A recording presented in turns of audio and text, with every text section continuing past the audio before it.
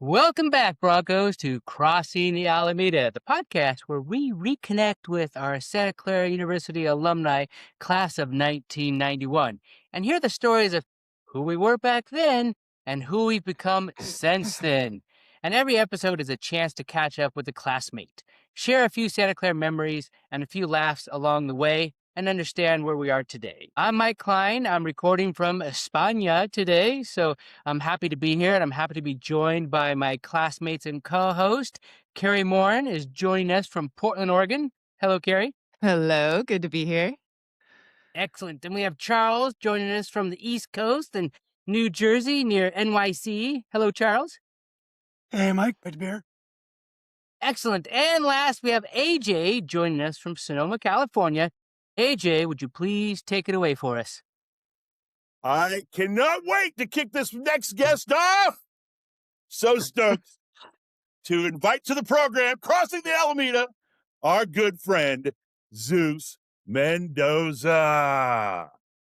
Zeus came to Santa Clara from the Phoenix, Arizona area. He was part of the large Brophy High School contingent who came to SCU. He called Swig home. He is also, I think, a member of the famous Fourth Floor. He was a theater arts and political science major. One of the nicest guys you'll ever meet. Anyone that lived in Swig, you may have, run into Zeus. And better yet, I know one of my first memories of Zeus was in the west stairwell of Swig Hall with him on a guitar playing a little, I think, Blaze of Glory, John Bon Jovi. Famous from that movie, Young Guns. Zeus has been working in television, film, and on stage for decades. And last spring and summer, he made his Broadway debut in the James Earl Jones Theater in Real Women Have the Curves.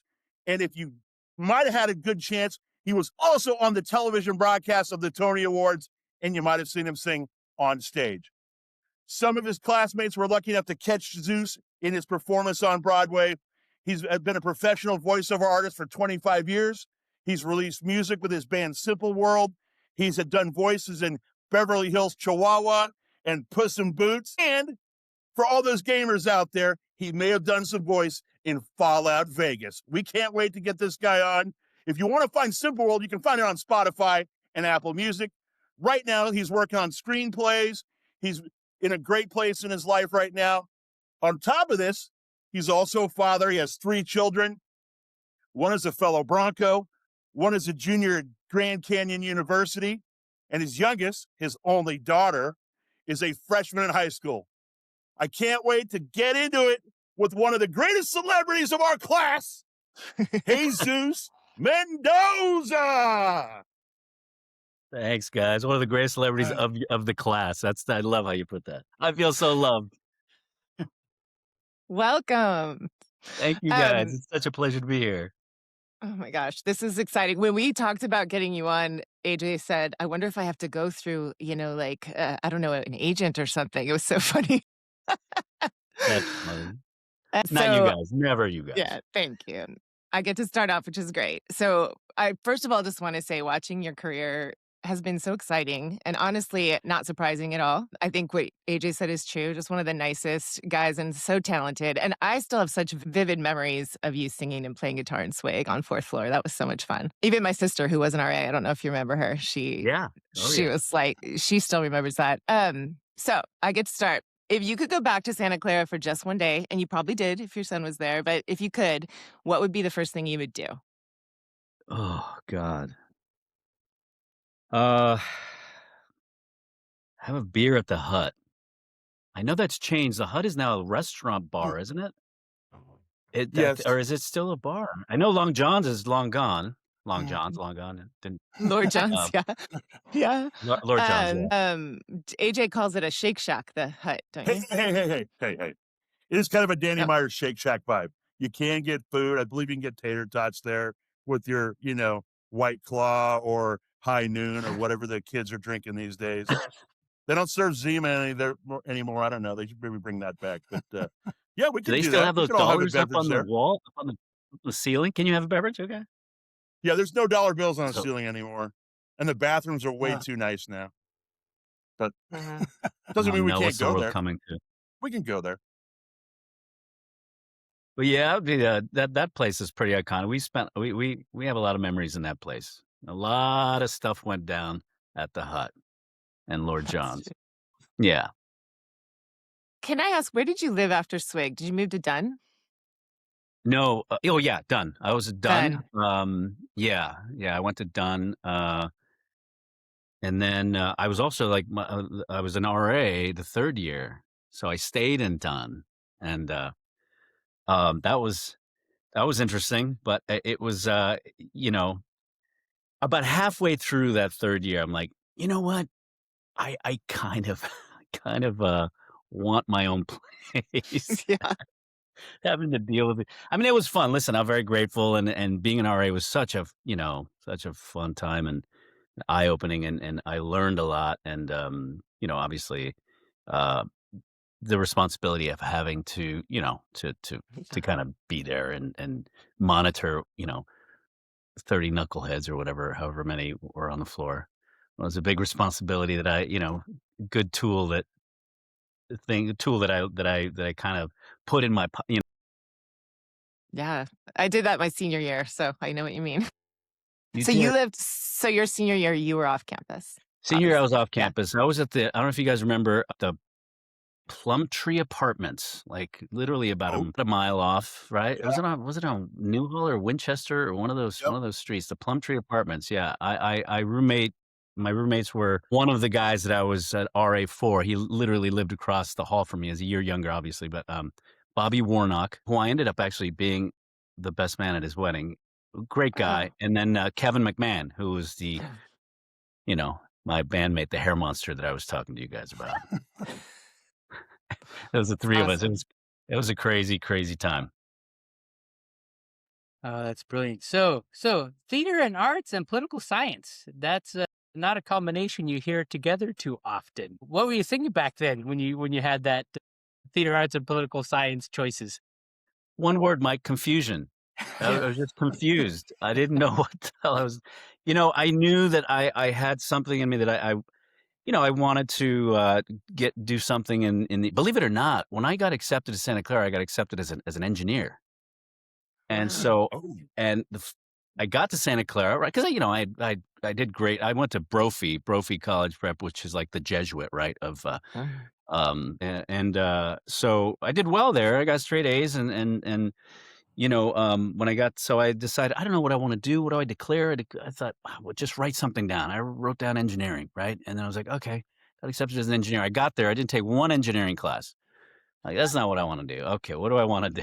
And then I just kind of started throwing things up and seeing what stuck. I think I was a business major for like a day.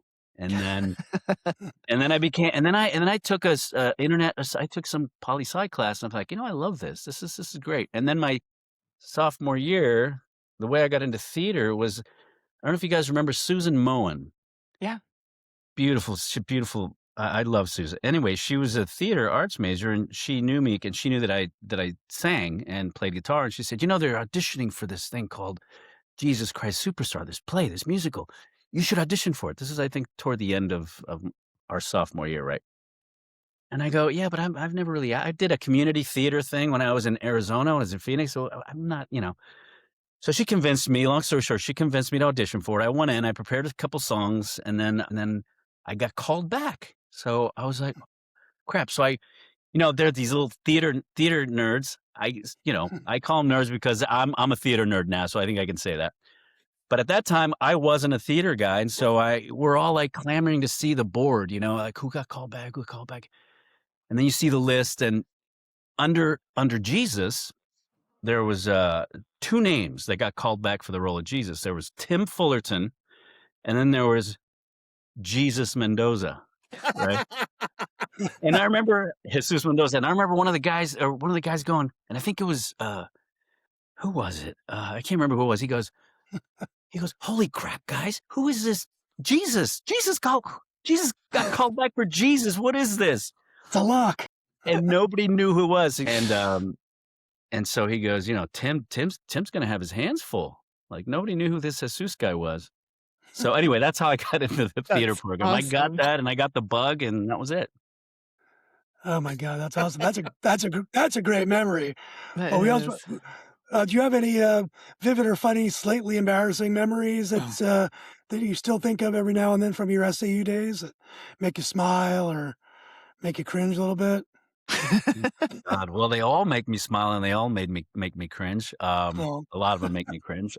Quite a few, and a lot of them, I have to say, are from my, our freshman year. I think that fourth floor, the Swig, not just the fourth floor, but our friends that we made in the Swig that year was just, and the things we got into, and all the characters that kind of came together and were slapped onto that floor and into that building.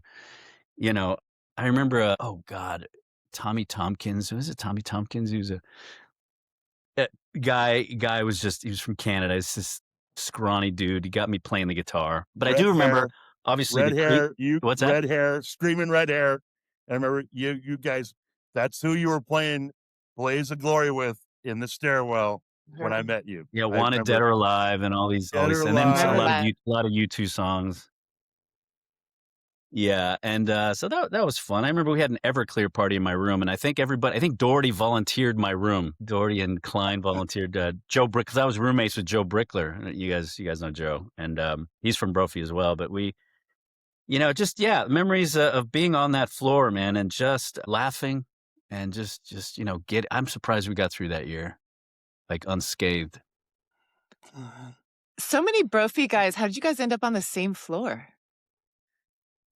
Was that Well, I could accidental? tell you, but then was I'd it? have to kill you, Kari.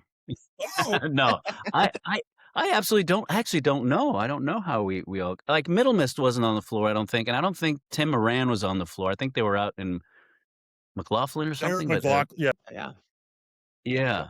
But Brickler, Zimmerman, remember those guys were on the Danny Dano. Ludwig. Oh my Yeah. God. Ludwig. Yeah, that's right. Eric Lud- Ludwig. Hey, Yeah. so when you Wow. get bitten by this theater bug, I mean, you did mention one of your favorite professors was. I like how I got thrown this question, but it's kind of good for me. Kari's laughing. Is it Janika Drewski? Professor Drewski? Did I just butcher her first name? Yagenka. Yeah, no, and that's okay. Everybody messes up her name. I did for probably about a year and a half. But Yagenka Drevsky. One of my favorite acting teachers, or teachers period, there at that school. She's the one actually. She was an acting teacher. She's the one that got me out of my skin and kind of out of myself, and just really, she's the one that I really owe a lot to, because she took a big chance on me. Fred Tellini is the one that cast me in Jesus Christ Superstar, but Yagenka Drevsky, she cast me after that in the lead role in the next show. I think it was called, or the next season, I think it was called, oh God, what was it? It was an Ugo Betti play. Anyway, I'll remember, but it was, she really kind of pushed me to kind of, she saw something in me, I guess, and then she just, she gave me this huge opportunity ahead of, like, that was even before I declared a theater major. So I think a lot of theater majors were like, what is this guy doing? He's not even a major and he's getting the lead role in this, this show. But, This Jesus guy. this Jesus guy, yeah. That's funny. But no, I ended up making some of my best friends in that theater department. I mean, amazing, Yeah. When did you make that pivot? Like, when did you decide, like, that you were gonna do theater? Was it junior year? Was it end of sophomore? Like, were you like, okay, that's the move. That's the play. Literally. Yeah, it was literally the end of sophomore year. It was like the soon as we finished with that Jesus Christ Superstar production, I thought, I can't go back. I got the bug, and I just wanted to do more. So, for better or worse, that was it. That's awesome. I'm so glad you brought up Jesus Christ Superstar, because I completely forgot how fun that was to go see you in that. I had just forgotten all about that memory. That's what's fun about these stories. It's like, oh yeah, we all went to the theater and we were so excited to see you in that. Yeah, you guys are so great to go support me in that. It was my first big thing there. That was exciting. This is another question I love to ask. What is one thing you were absolutely certain about when you graduated that turned out to be completely different or off? That I was absolutely certain about, it turned out to be like I mean, I think, for me, it's like, there's that saying is that we all go through, like, what's how do you make God laugh? Well, you tell him your plans. I had big plans of going to LA as soon as I graduated and like being this actor. And, I ended up, at a very young age having my first boy, Roman. And Wow. that was a big pivot, right? That was a big like, oh, okay, I gotta be here for him. I gotta really kind of just so that was um, that was a big eye opener, and I had to kind of just kind of take that responsibility of a father, at a very young Mhm. age. I mean, I was not even I don't think I was even 21 yet or 22 yet. Mm. I think I was 21 still when he That's graced us with his presence. Now mm, he's just turned God. Now Roman just turned 34. wow. Yeah, isn't that crazy? That's exciting. Mm. And he's a graduate of Santa Clara, is he not? He is a Bronco, yeah. Yeah, he very proudly, a Bronco, yeah, and so it was nice to go back when he was there, I'd go back every now and then and uh, relive some memories, but, and then I'd tell him what the old man was doing back in his day with all his friends, all his Bronco fellow Broncos. He got a big kick out of that. That's awesome. That's amazing. So, talking about old memories, earthquake of '89. Where were you? What was your memory of that whole chaos? Oh my god, yeah. Okay, so yeah, that was '89. I was an RA and done, 4th floor done, and, so crazy. I remember because it was right after 5 o'clock. It was like dinner time, so I remember, uh, Rigo, one of the, residents there knocked on my door, he's like, "Hey, you wanna go have some dinner?" I said, "Yeah, man, just let me get ready here," and so he was standing at the doorway, and I was getting ready. All of a sudden, we feel a shake, right?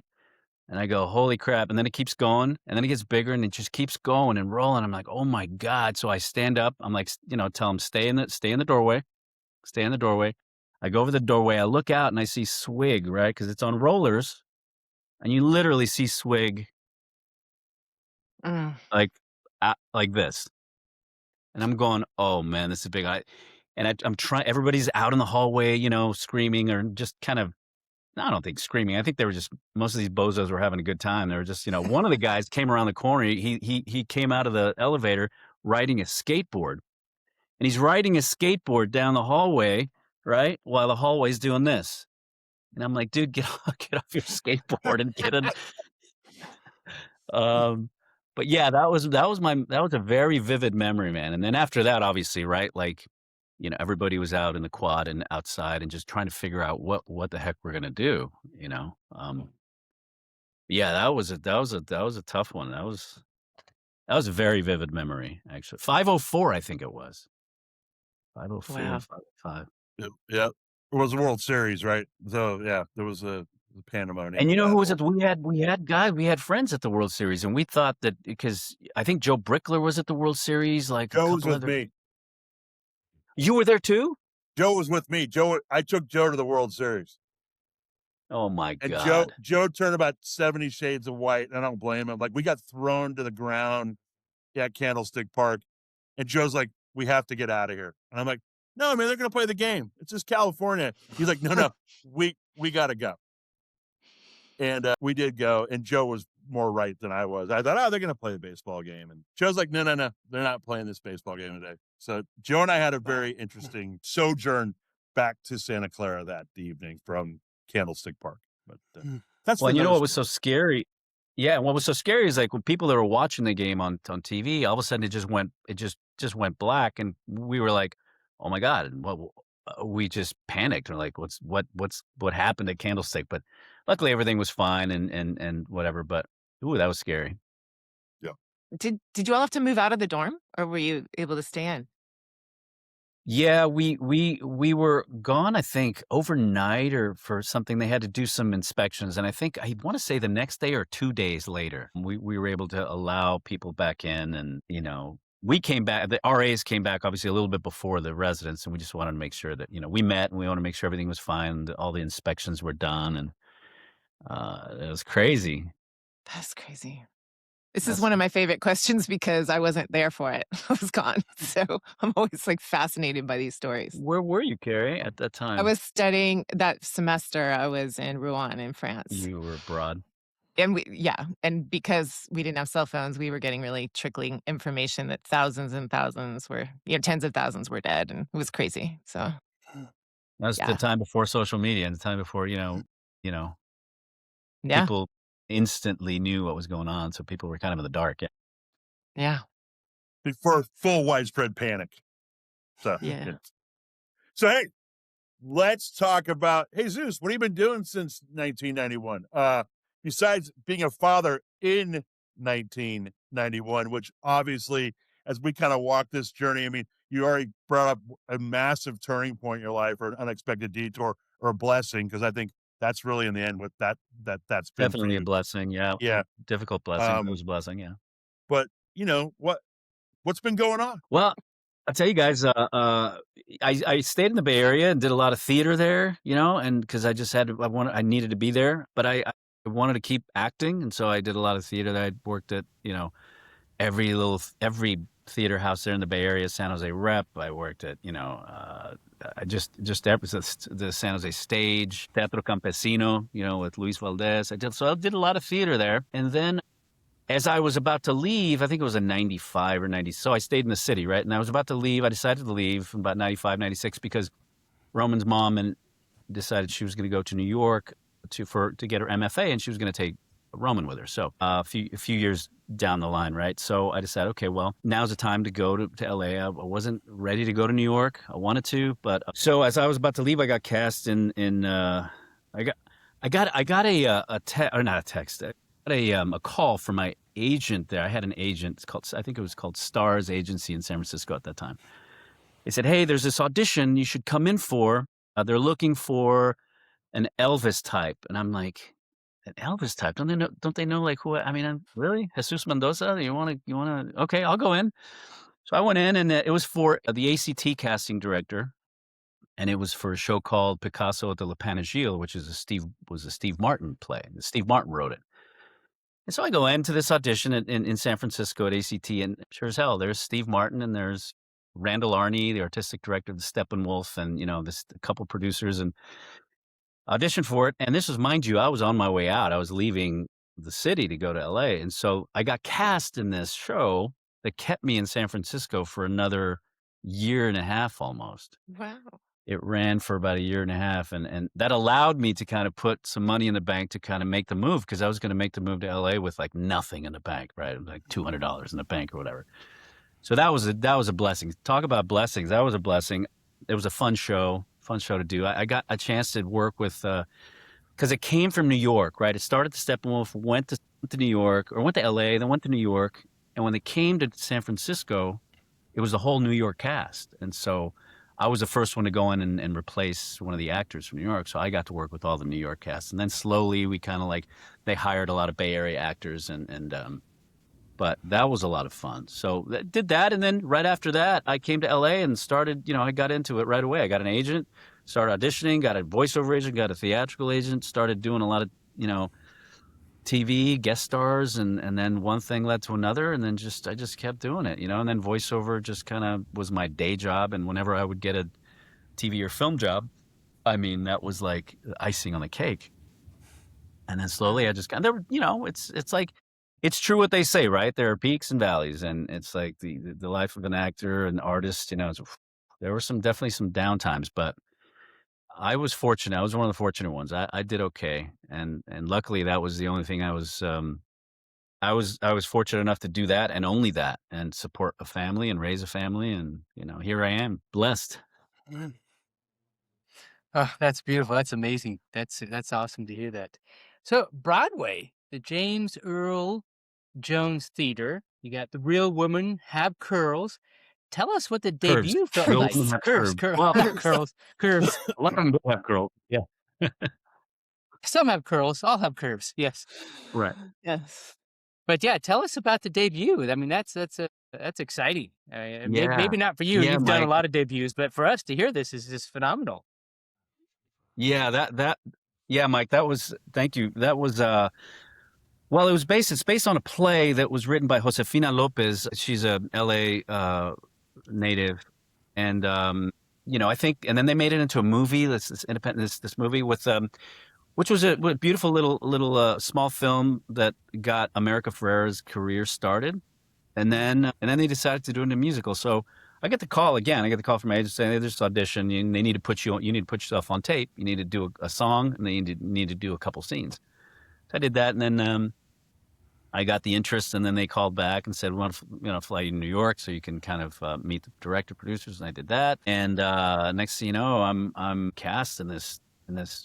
That's a story of my life. See, that's like, I feel like, I've always been the guy that, good things happen to. I mean, obviously I've been through a lot, right? Some rough patches, but I've been very fortunate. I mean, just right place, right time, maybe. I don't know. It's that energy that I feel like I've always been taken care of in some way by some higher being or some force, right? And so, yeah, that happens. And so I did Broadway, man, for not long enough. I mean, we hoped that it was going to go longer, right? It was going to get a longer run, but it was a wonderful run. We started rehearsals February 15th of last year. We opened, I think, the middle of April. Well, first previews were beginning of April, and then it ran through July, and we were competing with like the likes of like Denzel Washington and Gyllenhaal and then who else was on Broadway? These big stars on Broadway, so it was like,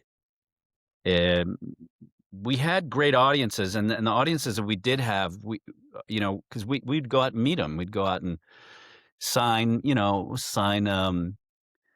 posters or whatever, and go out and meet some people, and the feedback was amazing because it changed a lot of lives, and I'm very proud of that show, for what it stands for, what it stood for.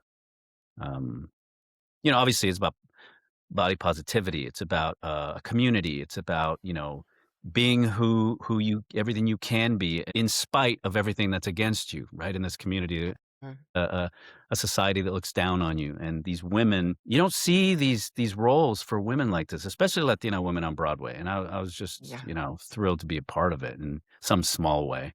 I played, the way I look, obviously, I played a white guy running for Congress, Ed Wilson. So here I am, probably one of the most Mexican guys on that stage, playing a Caucasian guy running for Congress. Must be the green eyes or something. I don't know. White passing. I think that's when I got connected to you on social media, because I loved watching that whole thing unfold. It was such a cool thing to celebrate and see you be part of. That was awesome. Did your family get to come out and see you Oh yeah. in it? Well, well, not my entire Mexican family, because Mexican families tend to be, they're large. But I had my mom and dad. I had a couple sisters, nieces, nephews. It was, they came out and they supported, as they That's always awesome. do. So cool. Yeah, That's good.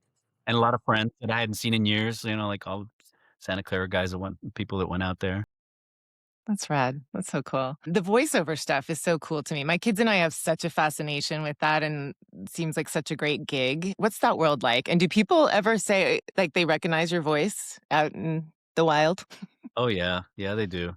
Yeah, every once That's in a while, awesome. right? Like not all the time, but it's crazy because it's a small niche, right, of actors that do it. And when I started doing it, I was like, it was just, again, it was one of those things where I wasn't looking to be a voiceover. I didn't know what voiceover was, but a friend who worked at a voiceover agency said, "Hey, we're looking for bilingual talent. Can you go in and read for these guys?" And I went, "Okay, but I've never done voiceover." I said, "It's all right. Just go in there and read." And so I read English copy, and then I read Spanish copy, and then they signed me on the spot. And I was like, "Oh, wow. Okay." And then I went a couple months before booking my first thing, but then it was like, one thing after another. And I was like, wow, I could do this. But the only I'm saying that because the only reason I think I got in there, I was fortunate. I mean, I was bilingual and they were looking for exactly that kind of talent, and again, right place, right time. And yeah, and then it just was like, that was when I first moved to LA. So that was in 1998 that I started doing voiceover. And then it really, 99, it kind of took off.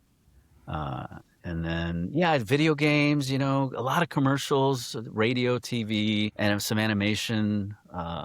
Yeah, I have a couple of accounts that are really great, ongoing accounts that just they keep calling me back for. And it's a tough thing to break into, but I was fortunate that I did it because that I think allowed my family to kind of for me to provide for my family and really kind of make sure that they had what they needed. Because, the life of an actor, like I said, it's just, if I were just to do TV or film, I think I wouldn't be here, like, where I am.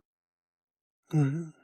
Very So now cool. you've written a screenplay and you've got a team together, and production is this fall coming up. Without giving, That's the goal, right? That's the goal. We've okay, got our casting department ready. Yeah, it's a beautiful story. It's based on a true story. It's called and based on a book that's out, written by Ignacio Garcia, which is called White but Not Equal, and it's about a small town murder in Texas back in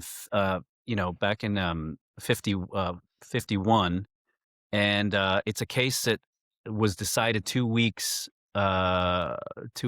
before Brown versus Board of Education. So it was a jury discrimination case, but it was a case, the first Mexican American case tried by Mexican Americans that won at the Supreme Court level. So it was one of those really inspiring, kind of stories that just never gets told and has never gotten told. And it's starting to kind of pick up momentum as far as like now people are realizing what this story is about.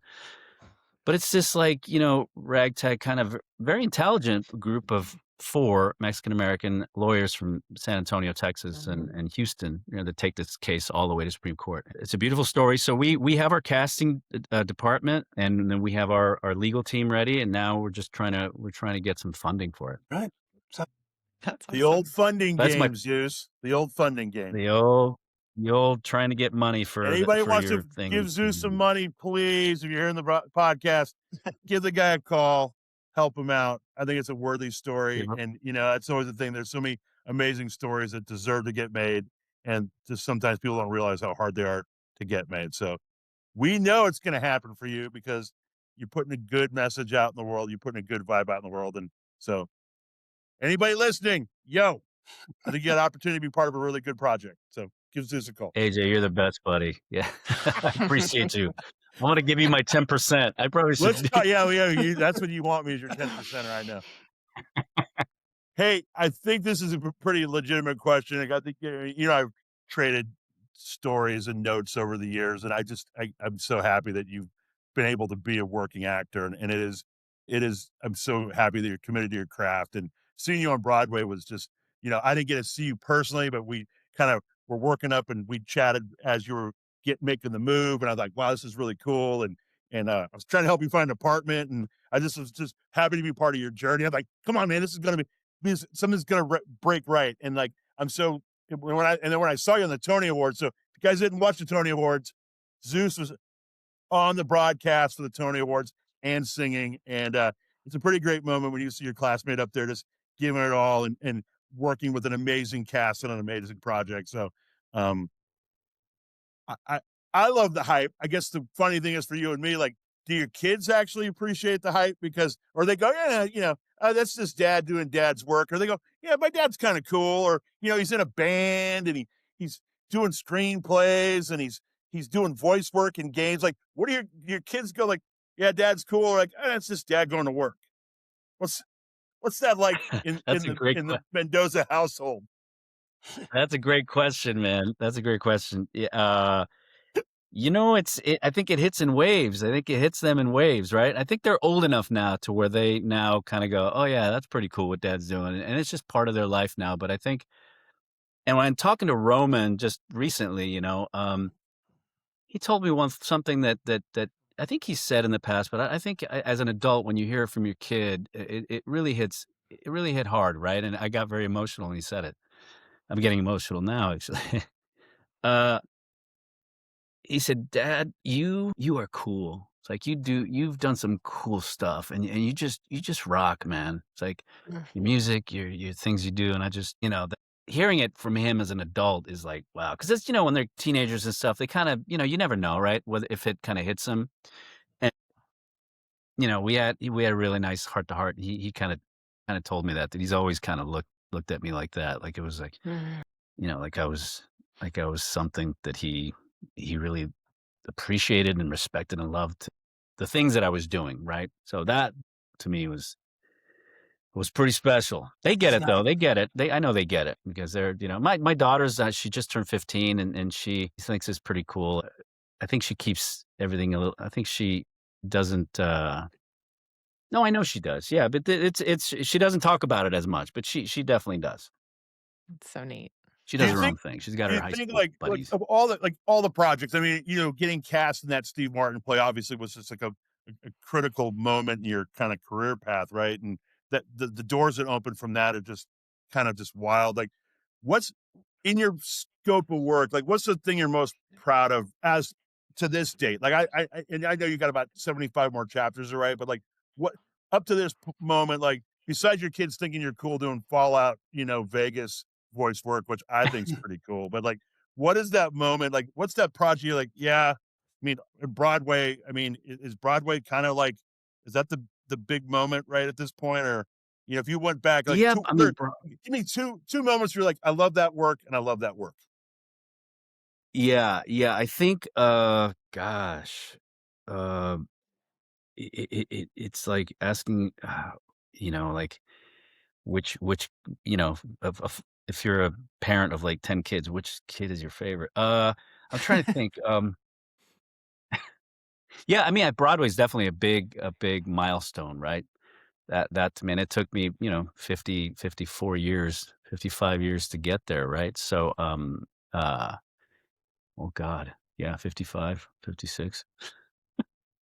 Um, so that's a big one, right? And then, the whole experience of being on Broadway. Like I said earlier to you guys, like, as an actor, starting out, it's like, what do you dream of? You want to be on the Broadway stage, or you want to be nominated for an Oscar, or you want to be, but yeah, it's definitely, I think, Broadway, right? And then, I mean, it sounds cheesy, man, but as far as I think my kids are my biggest accomplishment, That's the sweetest. Amen. Not cheesy. Oh, that's beautiful. That's good. Yeah. So we've talked a lot about your acting, and we've only mentioned a little about the music. So let's talk a little about your band, Simple World. What does that give you that the acting and the voiceover work does not? Or maybe it's Well, the that same, is, of course. yeah, no, Mike, that's given me a lot of, it's given me friendships, lifelong friendships, number one, which is very important, a brotherhood, right? I mean, I've known these guys since the Santa Clara days, right? Michael Trucco, Kevin McMahon, Christian Lipsky, Michael Ware, who didn't go to Santa Clara, but he was our keyboard player. But yeah, we started doing music right out. I mean, I was listening to the Berthelot when you guys interviewed Berthelot. He was talking about TGs, right? Mhm. When we were starting out, I think one of our first gigs was at TG's, and they would pay us in beer. And so I don't know if you guys remember, like Spitznagel, right? Tom Spitznagel said, "You guys got to play at this place. I'll talk to the guy, and you guys got to play there." Well, we got in, and we played there a few times. And every time we played there, I mean, you guys packed the joint. I mean, the bartender was behind the bar, like passing empty kegs, and he's going like this to us. He's like, and it was at the time it was just three of us. It was just an acoustic kind of we had like 2 or 3 acoustic sets, but and we were underage, but we were in TG's playing. But that started our kind of our path, and then we just started writing music, rehearsing, getting together, and then we recorded some music, and then out of college, everybody kind of went their own way, and then we got back together. We found our way back, right? Everybody had families and stuff, and we decided, hey, if we're going to do this, we still talk to each other, we still love each other, we still have a lot of music that we haven't written. Let's get back together and record it. So we recorded an EP, and then we, got released on a digital label, and then we about a year, and then we toured. Like we did a little kind of West Coast tour. We played at Slim's one time. That was pretty cool. Remember? I don't think Slim's is there anymore. No, it's gone. Yeah, Boz Skaggs owns Slim's, right? Yeah, Slim's a great club. I wish I would have known. I would come and see you played at Slim's. Slim's was a good place. Yeah, it's gone, but yeah. Well, that was after we kind of left and kind of went our own way, started having families, and then we got back together, and then we wrote this music, and then we kind of shopped it around, and they had us play there. And then we played at like the Viper Room, we played at the Derby, we played at all these places in LA, and that was so much fun, man. That was so cool. The Rainbow Room, but the Cat Club. It was just, we played constantly, right? And then we recorded another short album, and then we put them out on Spotify like a couple years ago. Wow. That's what that's given. Back to your question, Mike. What has that given me? That's given me lifelong friendships, right? It's given me something that I can be very proud of, that I can, that my kids can listen to anytime they want, or whoever, my friends, or, a little bit of a legacy that's kind of gets left behind. Yeah, it's there for better or worse, right? Like, obviously we were growing and we were kind of learning as we were going, and some of the stuff is like, that could have been better, but very proud of the work we did together. That's awesome. And we continue to do, actually, because I think we're thinking of getting back together this year to record a few other songs. So, Wow. hey, we're right. The Rolling Stones did it when they were 80, so why not Simple World? No kidding. Well, I hope that goes very well for you. Thanks, Mike. Appreciate it. Nothing else. I mean, it's just fun to get back with those guys and in a creative space and just kind of, catch up and do what we love. So I think we're moving Mike into the Fast Five. Oh, is it Fast Five time? Brilliant. It is. Oh, God, Okay, what is Zeus. Fast Five, guys? Fast Five. We're gonna rapid fire 5 questions to you. No overthinking. Are you Okay. ready? Are you ready? Sure. Okay. First concert. My first concert. Okay, I was 12 or 13. Grandmaster Flash and the Furious Five. Not only that, Okay. Grandmaster Flash, Furious Five, the Gap Band, Roger Troutman and the Zap Band, the Daz Band, all on one bill in Phoenix, Arizona. Wow. Yeah, I was 12 or Unbelievable. 13. I remember I was so high because I got contact high. I was with friend, but there was just like everybody was smoking pot in this building. And I'm like, what is that? Like, what's that smell? And yeah, that's my first concert. Get out of fantastic. get out. That's impressive. That might be the winner so far. That's by Is far the winner. By far. Second Oh my concert God. soon after that, Van Halen in 1984. Amazing. All right.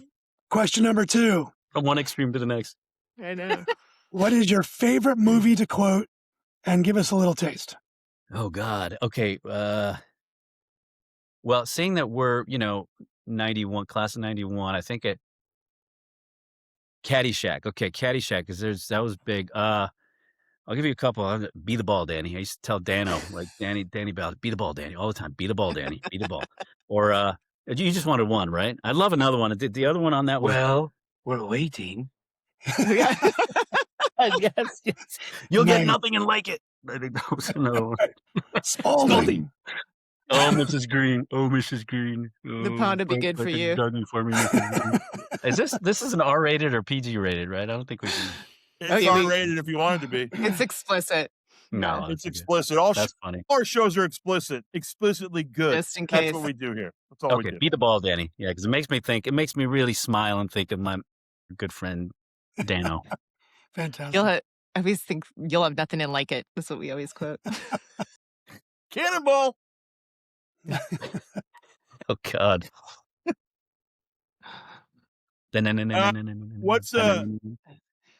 What's a food you never get sick of? Well, the easy answer is Mexican food, but that's just comes. But I think food that I never get sick of is sushi. All right. That's a good one. What's your go-to fish in Yeah. that then? What's your sushi go-to? The tuna, the yellowtail, or the amberjack. Amberjack. That's good. Amberjack is my go-to. Whoa. Yeah, good stuff. Now I'm hungry. Okay. What slang word from the 80s deserves a comeback? None of them.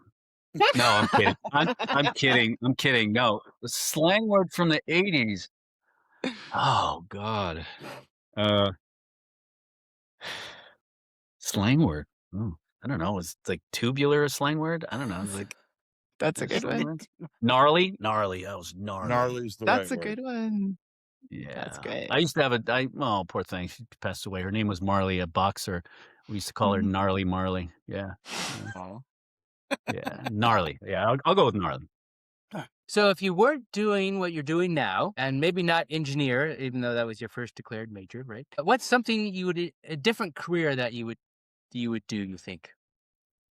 No training involved, no education necessary. What's a different career path you might take?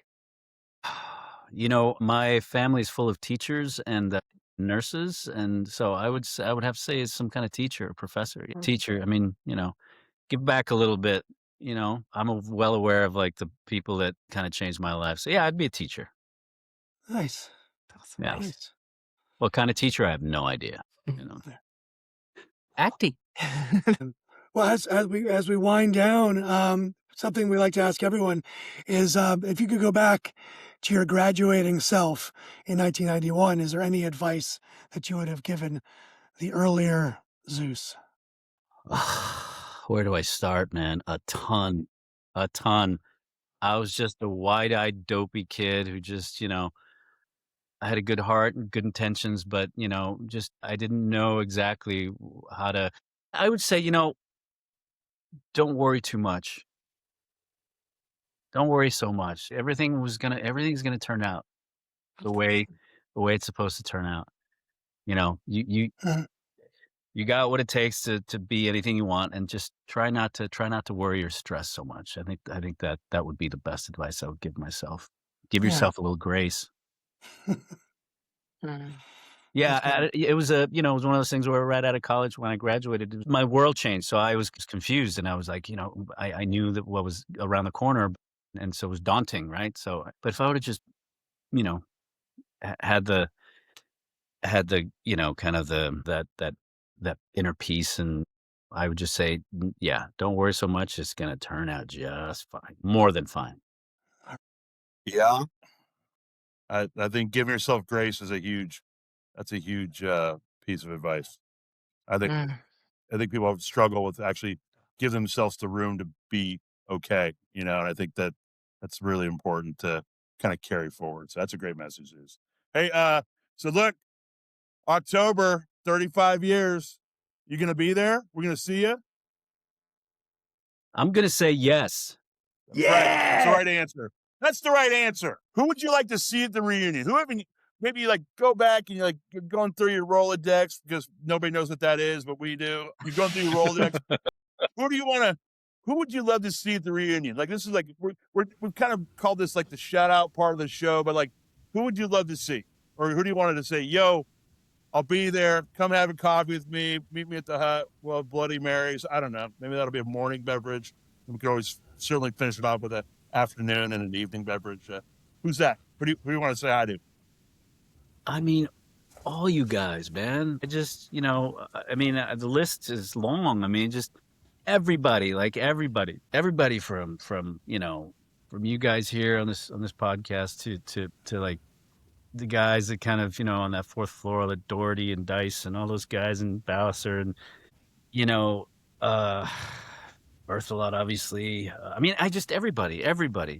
And then, of course, the friends that I met in the theater department would be nice too. And then some teachers, I know a couple of them have since passed, but, I don't know who else is there. But yeah, man, I think just, I'm excited just to see whoever I'm fortunate enough to see. That's awesome. I was texting with Dano after he was on the show, and I said that you were coming on, and he said, make sure he goes to the reunion. Yeah, he's always texting me or hounding me like, "You're gonna go, right?" I'm gonna go. I'm gonna go. Yes, of course. Yeah. Super proud. Barring any kind of like, if I don't know. It's like the only thing that would keep me from going is like another Broadway show or something like that. But it's even then, it's like I'll have to put it into my contract. Hard to know what to root for then. Yeah. We'll root for both. This has been so great catching up. I've said so many times to these guys, I want my kids to watch these because, they're all around this age of starting off life, either in college or right after college. And it's just what you said there about don't worry so much. I can tell you're such a great dad. And I would love my kids to hear that from someone else besides me. Oh, So thank you so much for your time and your wisdom. This has been of really course. fun. Thank you guys so much, man. It was such a joy to see your faces and listen to you and just share some stories, some old stories. And I can't wait to see you guys at the reunion in October. I'll look for you. And yes, we will share a beer or two, AJ. We better. Well, more than I think last time we were going at that 10,000 miles an hour, and you were going here, and I was going here, and we hooked up at the hotel in the hotel bar and had a moment. No, I really appreciated. Well, I think I making- ended up making a mistake and stayed at the wrong hotel. I thought it was I stayed at the wrong Marriott or something. It was like, right? But it was I think that's what happened. But anyways, I appreciate you making the time, and like let's make more time. So I would have. I'd love to catch up. So. Well, love you guys. Thank you so much. I know this went a little Yeah. long, but I really appreciate you guys. And No. thanks for We're having me happy on. to have It was you. a pleasure. It Thanks. has This is been awesome. brilliant to catch up with you. This is a real treat. Thanks for being a guest. Thanks, Mike. All right, so before we go, if you've been enjoying the show, you can find every episode of Crossing the Alameda on YouTube, Apple Podcasts, and Spotify. Just search for Crossing the Alameda on any of these platforms and you will find us. And if you're a member of the class of 91, you want to be on the podcast, or you just want to send us a love note, please do. You can reach us at crossingalameda@gmail.com. That's crossingalameda@gmail.com. Please drop us a note. We'd love to hear from you. Or better yet, come on the show.